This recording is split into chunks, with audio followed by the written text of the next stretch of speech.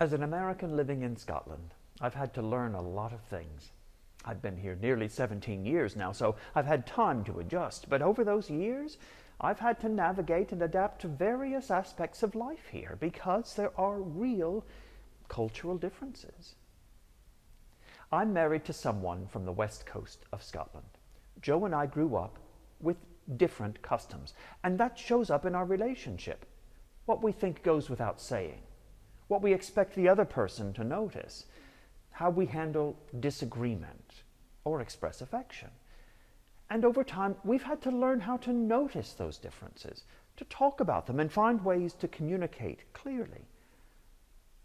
I remember Joe telling me that one of the first awkward things he had to navigate was the overtness of my Southern American family's expression of affection. Joe was taken aback by how much we said, "I love you," to each other. And although he'd seen such behavior on imported television programs from the US, it was a surprise when he experienced it in real life. "We just don't do that," he said. "My mom and dad never told me I love you growing up." I learned that it wasn't unusual. Scottish families do love each other, they just sometimes show it in different ways. Scottish actor and one of Joe's favorite doctors from Doctor Who, David Tennant, has spoken about his upbringing in this country, noting that his family rarely verbalized love, even during his parents' final moments. He described his household as loving, yet emotionally reserved, with affection understood through actions rather than words. The tendency to express love through actions rather than words comes by way of a variety of historical and societal factors. Generations raised during times of hardship often adopt a more reserved emotional expression.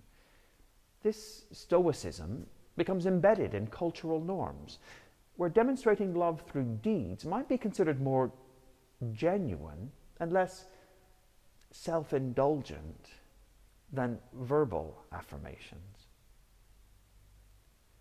Working out how love is given and received is one of the more complicated parts of being human. And today's gospel gives us a glimpse into an encounter where two people seek to clarify emotions and states of mind. "Simon, son of John, do you love me?" asks Jesus. To which he replies, "Of course," and in fact is a little hurt that the Lord asks him 3 different times. "Lord, you know everything. You know that I love you," he says. It's a situation many of us know. One person thinks they've made themselves perfectly clear, their love, their care, their intention, but the other person hasn't quite received it in the way it was meant. It's not that the love isn't real. It is. It's that we don't always express things in ways that the other person recognizes or trusts. Sometimes we expect our actions to speak for themselves.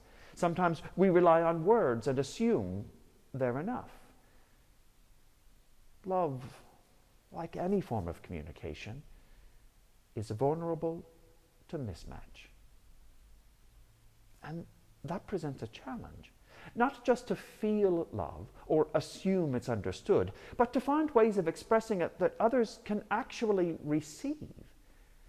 In our friendships, our families, our communities, even in church, it's easy to assume we've made ourselves clear. But sometimes we haven't. Sometimes the love we think we're showing hasn't landed. And the call of this gospel is not only to love, but to make that love visible, audible, trustworthy, in a way that's recognizable. So the task is not just to love, but to pay attention, to ask, is the love I'm trying to show actually getting through? Does the other person hear it, see it, feel it? And if not, what needs to change? That's what Jesus is asking Simon, son of John.